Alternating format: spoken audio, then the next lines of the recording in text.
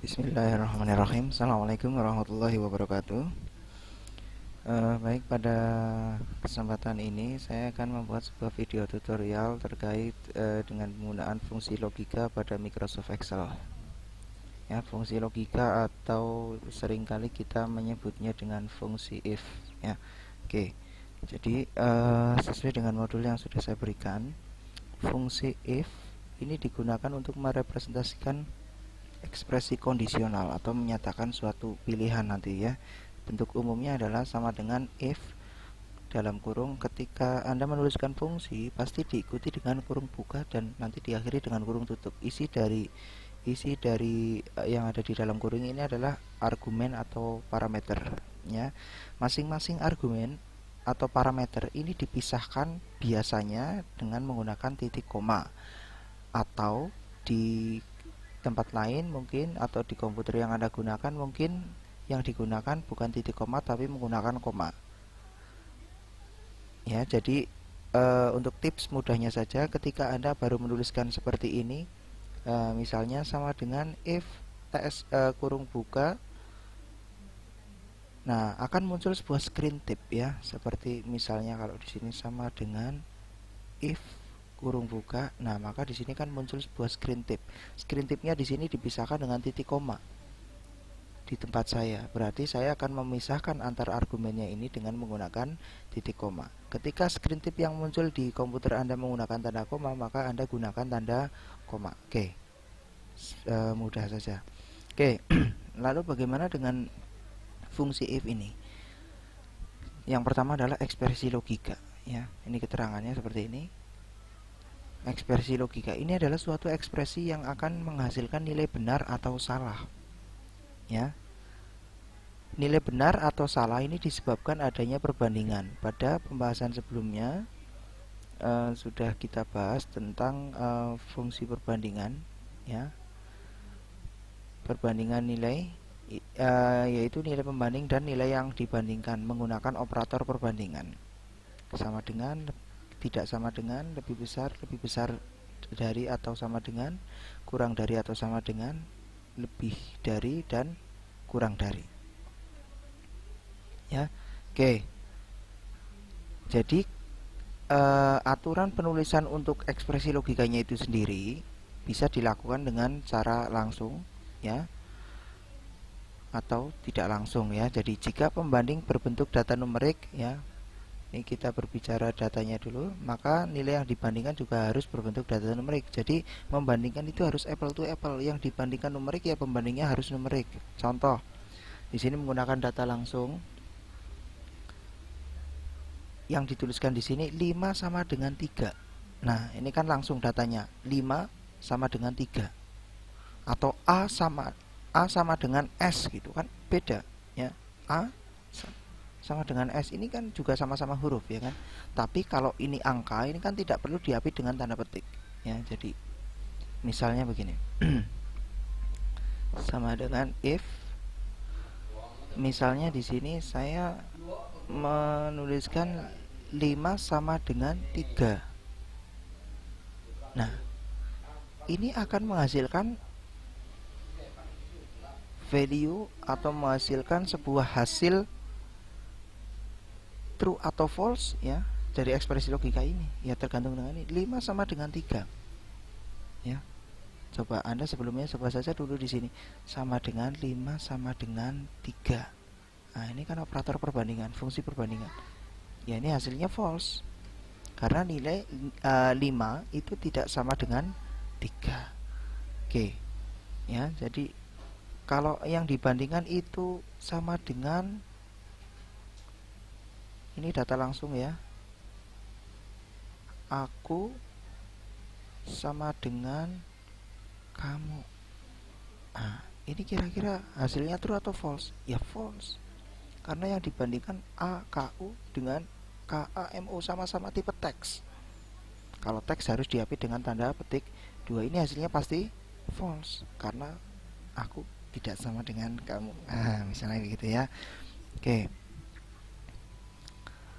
Ini Contohnya, data tidak langsung. Kalau data tidak langsung, berarti data yang dibandingkan, yang dimasukkan dalam ekspresi logika itu berada di sel yang lain. Contoh, di sini saya punya data 5, di sel ini 3. Nah, di bawahnya sama dengan 5, sama dengan ini, sama dengan 3. Nah, ini artinya data tidak langsung. Ini hasilnya false ya. Sama saja tadi, cuma datanya ditaruh di sel yang lain. Ya, gini. A1 lebih besar sama dengan 500. Ya, bisa saja. Yang penting isi di dalam A1 itu adalah data numerik. Ya, gitu. Oke. Ini aturan penulisan. Kemudian jika nilai yang pembanding berbentuk data string, maka yang dibandingkan tadi sudah disampaikan, harus apple to apple, string ya dengan string atau teks, ya, diapit dengan petik ganda ya, tadi ya sudah dibahas. Nih. Oke, kalau yang data langsung tidak langsung berarti teksnya ditaruh di tempat lain dulu. Misalnya di sini aku, di sini kamu, ya tetap false, ya kan? Kalau di sini saya ubah tidak sama dengan, ya menjadi true, karena ini isi di sini tidak sama dengan isi di situ. Benar apa salah? Ya benar. Memang di sini tidak sama dengan di situ. Ya, oke. Saya lanjutkan. Ini baru berbicara tentang ekspresi logikanya. Kemudian yang berikutnya adalah terkait dengan pernyataan. Pernyataan.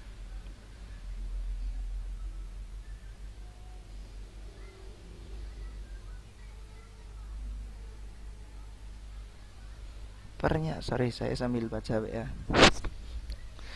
Pernyataan satu ini adalah suatu pernyataan yang akan dikerjakan apabila ekspresi logika bernilai benar. Tadi kan bentuk umumnya seperti ini kan, ya. Jadi ketika ekspresi logika ini bernilai benar, maka yang akan dikerjakan adalah pernyataan satu. Tapi kalau ekspresi logikanya bernilai false atau salah, maka pernyataan satu diabaikan saja. Langsung saja yang dikerjakan adalah isi dari pernyataan 2. Nah, pernyataan itu seperti apa? Ya, jadi pernyataan 2 tadi barusan sudah saya sampaikan, dikerjakan apabila ekspresi logikanya bernilai false atau salah. Aturan penulisannya sama seperti yang di ekspresi logika tadi. Jika pernyataan berupa teks atau tipe data string, maka pernyataan harus diapit dengan tanda petik ganda. Ya. Contoh, jika A1 sama dengan A. Nah, dalam hal ini berarti ini karena harus sesuai pembandingnya, berarti isi dari A1 harus bertipe teks kan gitu kan. Sama dengan A. Jika benar, kalau A1 itu isinya adalah teks atau string A, maka pada sel di mana rumus ini dituliskan akan tertulis, nah karena ini diapit dengan tanda petik, maka tertulis teks baju kalau ini benar. Tapi kalau ini salah, maka yang dikerjakan adalah pernyataan 2. Pernyataan 2 itu apa? Oh, ternyata di teks di mana rumus ini dituliskan akan tertulis celana. Ya. Contoh misalnya saya bikin baru di A1, di sini misalnya saya tuliskan A. Nah, saya di sini sama dengan jika A1 itu sama dengan A, ya kan? Jika benar, maka tertulis di sini adalah baju, ya, dalam tanda petik, ya. Tapi jika salah, jika ini salah, maka bukan tertulis baju, melainkan tertulis di sini adalah celana. Nah, kurung tutupnya, if-nya jangan lupa, karena if-nya sekali, tutupnya sekali, enter. Ini akan menjadi tulisan baju. Kenapa? Karena ekspresi logikanya di sini bernilai benar. A1 sama dengan A. Kalau benar maka tertulis baju. Coba kalau di sini saya ubah menjadi Z, maka berubah menjadi celana. Karena di sini melakukan perbanding atau ekspresi logikanya atau pengecekannya A1 sama dengan A. Ketika A1 bukan sama dengan A, apapun itu, maka berarti kan salah. Ya, sehingga di sini tertulis celana. Oke. Ini kalau yang di pernyataannya itu tanda tipe data teks, ya. Tapi kalau yang di sininya adalah angka, ya tinggal disesuaikan saja. Kalau angka berarti atau date berarti tidak perlu diapit dengan tanda petik ganda. Ya, oke. Ya, contoh di sini, jika pernyataan berupa angka atau rumus perhitungan, maka pernyataan tersebut tanpa tanda petik ganda. Contohnya langsung saja. Jika A1 sama dengan A, maka langsung saja. Jika memang A 80, jika bukan A maka 60, langsung saja. Ya, jika sama dengan A, maka langsung saja di sini ditulis 80. 80. Jika bukan, maka tertulis 60. Oke. Gitu saja. 60 karena bukan A. Coba kalau di sini ganti A, maka menjadi 80. Oke. Ya. Itu fungsi if ya. Oke. Kemudian kita coba berlanjut ke sini. Nah, ini. Nilai rata-rata. Nilai rata-rata itu didapat dari mana? Kalau di modul saya tuliskan di sini adalah UTS tambah UAS bagi 2. Berarti sama dengan dalam kurung ini ditambah itu, kemudian tutup kurung dulu, baru dibagi 2. Atau bisa saja Anda gunakan fungsi average juga bisa ya. Pada video sebelumnya sudah kita pelajari fungsi average ya. Boleh seperti ini. Nah, pada waktu sebelumnya juga kita sudah belajar tentang relatif, fungsi relatif ya. Bukan sel relatif. Ini kan yang diajukan selnya ini. Di sini tidak ada pengabsolutan alamat baris ataupun alamat kolom. Artinya ketika fungsi ini dikopikan ke sel yang lain, maka ketika dikopikan satu sel ke bawah, maka tadinya mengacu pada alamat sini, maka dia juga pindah ke bawahnya. Ya, oke. 1, 2, 3, 4. Nah, berarti yang tadinya mengacu di sini ke bawah 1, 2, 3, 4. Berarti yang ini mengacunya adalah sel yang, nah, kan gitu. Jangan keterangannya lulus atau tidak lulus ya berdasarkan kriteria ada di sini. Ya. Nilai rata-rata lebih besar sama dengan 60 ya, maka lulus. Jika kurang dari 60 maka tidak lulus ya. Oke. Sama dengannya ya. Jadi sama dengan if, saya besarkan supaya lebih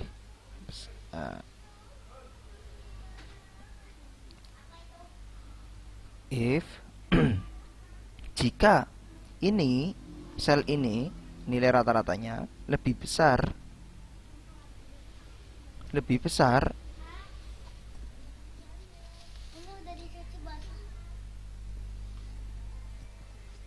atau sama dengan 60.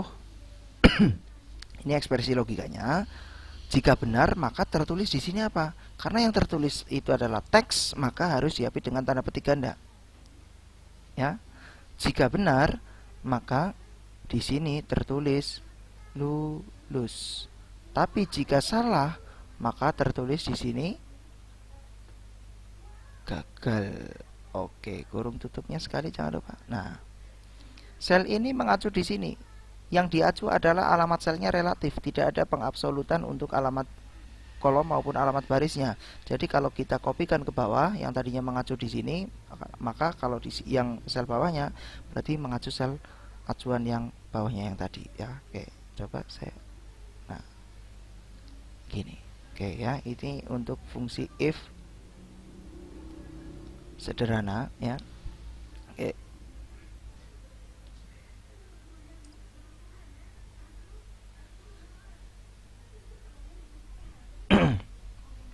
Oke. Itu fungsi if yang pertama. Kemudian yang berikutnya if bertingkat. Ya. Fungsi if bertingkat digunakan apabila pilihan atau jumlah pernyataannya lebih dari dua. Artinya if-nya lebih dari satu. Analoginya begini. Di sini kan cuma ada dua pilihan, yaitu lulus atau gagal. Ya, berarti ngeceknya ya sekali aja. Ya, contohnya eh, contoh lain mungkin di bidang lainnya sama. Ketika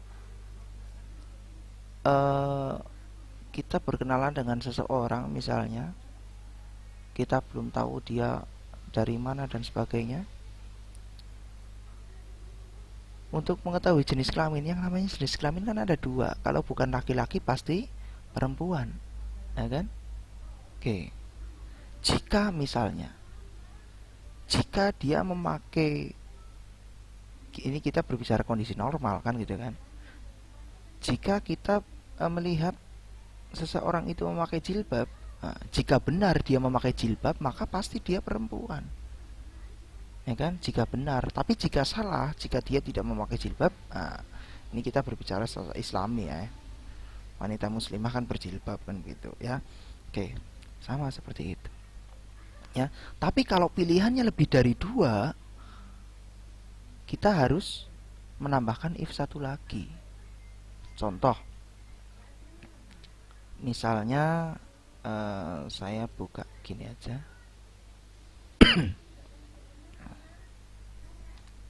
Saya buka Paint misalnya. Saya punya barang yang pertama ini adalah di kotak A, barang yang kedua di kotak B. Tempat penyimpanan ya. Barang yang ketiga di kotak C. Oke, ya. Ini kotak A, kotak B, ini kotak C, ya. Oke. Saya punya barang,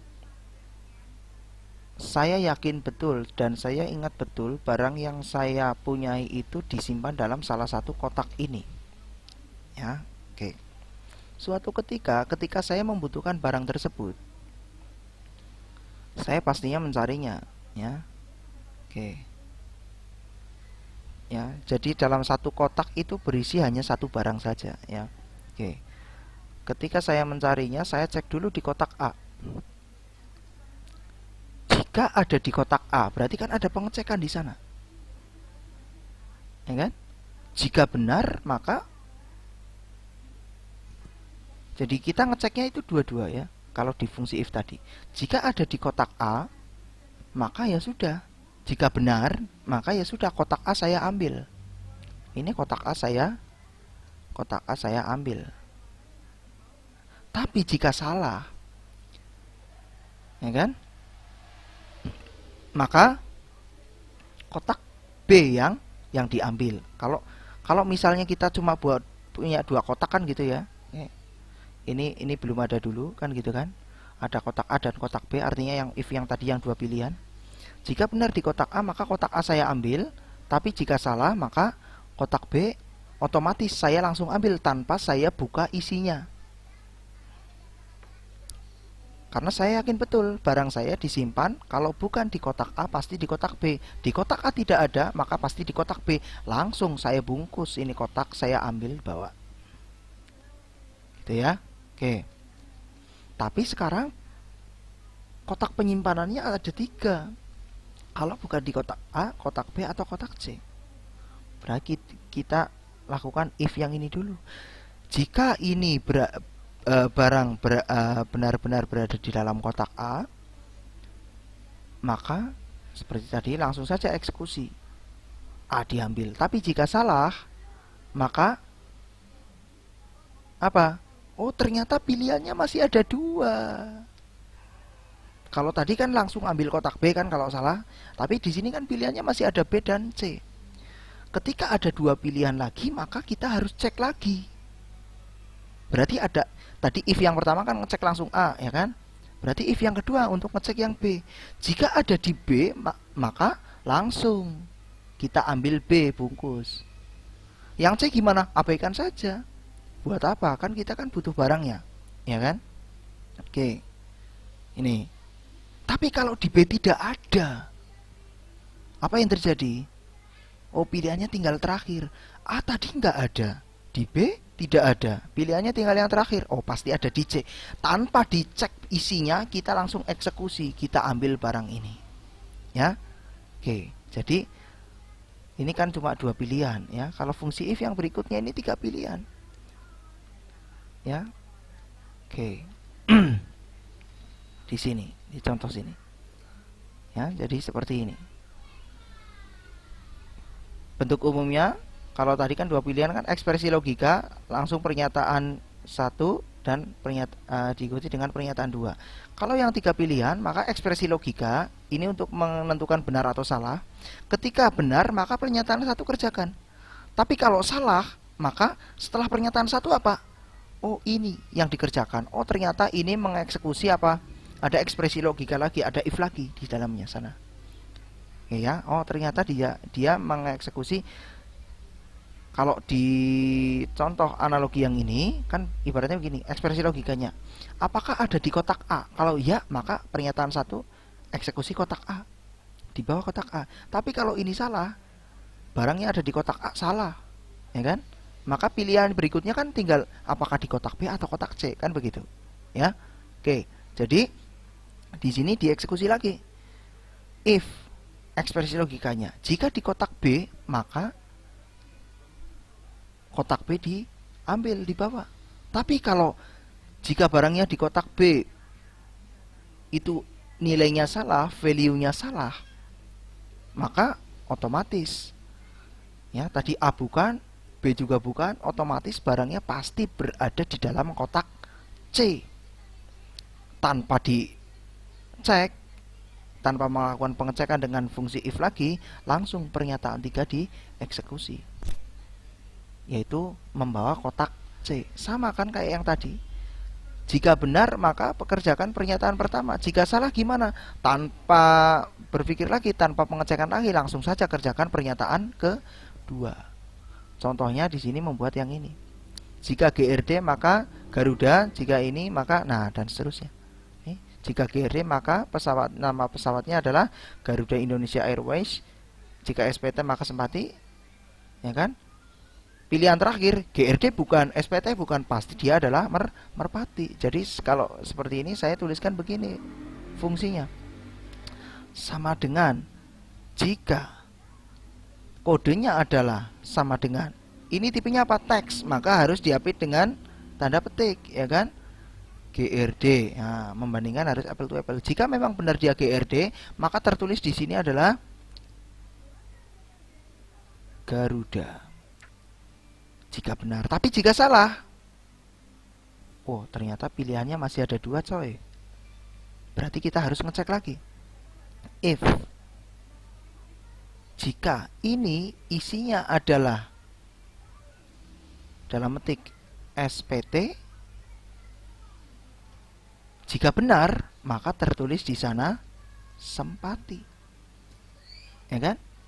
Jika salah, oh GRD bukan SPT, GRD bukan SPT bukan. Oh dia cuma ada 3 pilihan. Kalau bukan GRD, pasti apa? Kalau bukan GRD atau SPT, pasti dia adalah MPT. Berarti otomatis di sini tertulis Merpati. If-nya berapa kali? 1, 2, berarti tutup kurungnya juga 2 kali. 1, 2, enter. Nah kan selesai. Coba copy ke bawah. Tadi ini kan mengacu pada alamat sel ini, alamat selnya relatif, ya kan? Sehingga kalau dikopikan ke bawah mengikuti arah pengkopiannya. Nah berarti ini mengacu pada yang sini. Nah kan itu kan?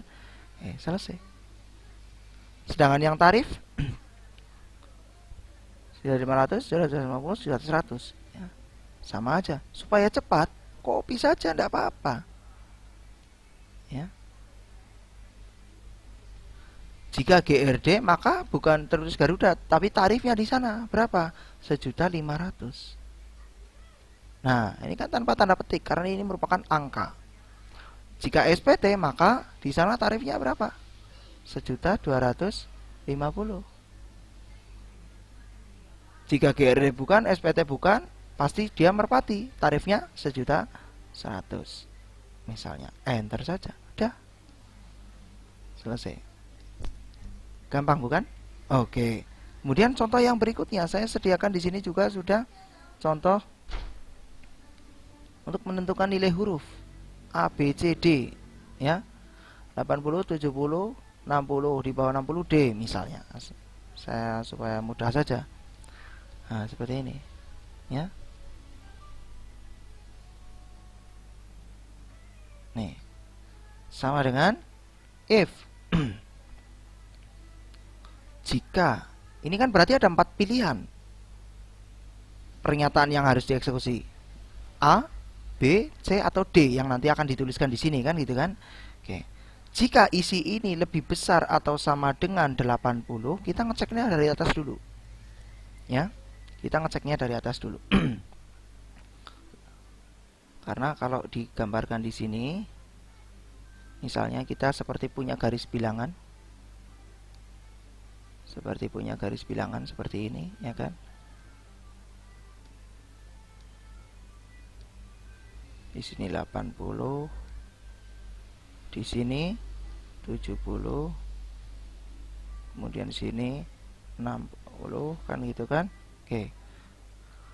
Berarti kalau 80 ke atas, maka dia nilainya adalah A.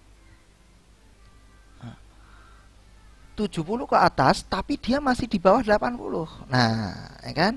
Maka dia nilainya adalah B. 60 ke atas tapi masih di bawah. Nah, makanya saya ngeceknya dari atas dulu. 80 ke atas, oh bukan. Coba 70 ke atas. Nah, berarti pengecekan 70 ke atas sudah tidak mungkin kalau nilainya di atas 80. Ya. Oke.